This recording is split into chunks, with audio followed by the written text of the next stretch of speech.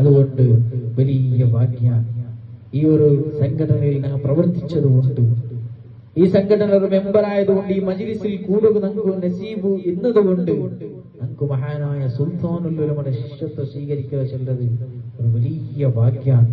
സുൽത്താനുൽ ഉലമ ശിഷ്യത്വം സ്വീകരിക്കുക ലോകത്തെ ആൾമാർ കൊതിച്ചുകൊണ്ടുള്ള, ലോകത്തിലുള്ള എമ്പാട് ആൾമാരും ഉസ്താദുടെ കയ്യിലൊരു ഹദീസ് നിങ്ങൾ നോക്കിയിട്ടില്ലേ? കാലി ബുഖാരി ക്ലാസ് എടുക്കും, ബുഖാരത്തിൽ പോയിട്ടില്ലേ മഹാനായ സുൽത്താനുൽ ഉലമ.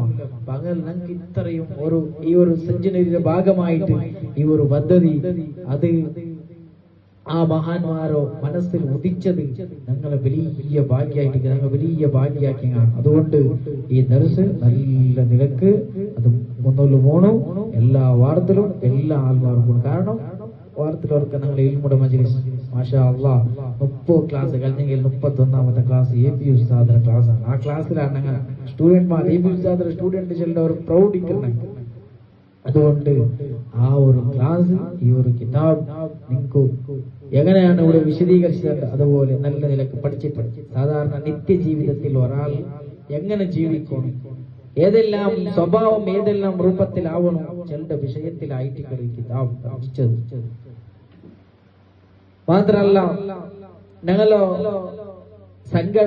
കാര്യകർത്തന്മാർക്ക് കേവലം ഒരു എനർജി, സംഘടനാപരമായിട്ടുള്ള കേവലം ഒരു എനർജി മാത്രം കിട്ടിയാൽ മതിയാവില്ല. ആത്മീയമായ ഒരുപാട് എനർജി വേണം, എൽമിയായ നിലക്ക് വളരണം.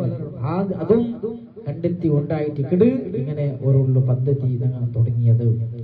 നിങ്ങൾ നോക്കൊരു ആത്മീയമായ ഒരാളുടെ ഇൽമിന്നെങ്കിൽ ഏത് ഹലവലാതി വന്നിട്ട് നിങ്ങളിൽ എന്തൊരു വസ്വാസാക്കിയെങ്കിലും നിങ്ങൾ ചെല്ലാറ് ഇൽമുള്ള ഒരാളുണ്ടായെങ്കിൽ ആ വിഷയം നാ പഠിച്ചില്ല.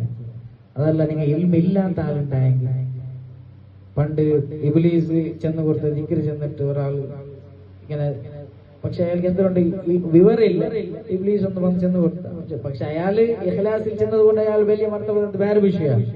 പക്ഷേ ആ ഒരു നിലക്ക് ഞങ്ങാവട്ടെ ഏതെങ്കിലും ഒരു അഹ്ലുസുന്നത്തി വൽ ജമാഅത്തെ എതിർക്കുന്ന ഒരാൾ വന്നിട്ട് എന്തെങ്കിലും ചെന്നെങ്കിൽ ഒക്കല പോവാം ശരിയാ.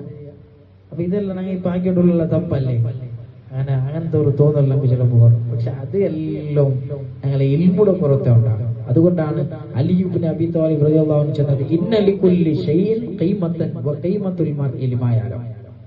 എല്ലാ വസ്തുക്കും ഒരു ക്ലാരിഫിക്കേഷൻ ഉണ്ട്. ഈ ഒരു വസ്തു ಇದರ ವ್ಯಾಲ್ಯೂ ಡಿಸೈಡ್ ಆಗ್ತದೆ ಇದರ ಕಂಪನಿ. ಈ ಒಂದು ಮೈಕತ್ತಿಗೆ ಎತ್ತರ ವ್ಯಾಲ್ಯೂ ಉಂಟು ಇದರ ಕಂಪನಿ ನೋಕಿട്ടാണ് ചൊല്ലുക. അതല്ല അതിൽ ആണ്ടുകൂടി കമ്പനി ഇല്ല, നല്ല കമ്പനി, നല്ല കമ്പനി പേര് കേൾക്കുമ്പോൾ ഉണ്ടാവും. കാരണം ആ കമ്പനിയുടെ പേര് നോക്കിയിട്ടാണ് അതിലെ എന്താഗ്രോ വാല്യൂ നിശ്ചയിക്കുന്നത്. പക്ഷേ ഒരു മനുഷ്യരുടെ ക്വാളിറ്റി അളക്കുന്നത് ലിമയാലും അവരുടെ ഫിനാൻഷ്യൽ ഇംപ്രൂവ്മെന്റ് നോക്കിയിട്ടല്ല, അവരുടെ ഏതെങ്കിലും എക്കോണോമിക്കൽ പൊസിഷൻ നോക്കിയിട്ടല്ല, അവന്റെ ക്വാളിറ്റി അളക്കുന്നത് ലിമയാലും അവർക്ക് നോളേജ് ഉണ്ടാകുന്ന നോക്കിയിട്ടാണ്. നോളേജ് ഇന്ന് മനുഷ്യർക്ക് വലിയ ബല. ഇമാം ഷാഫി റളിയല്ലാഹു അൻഹു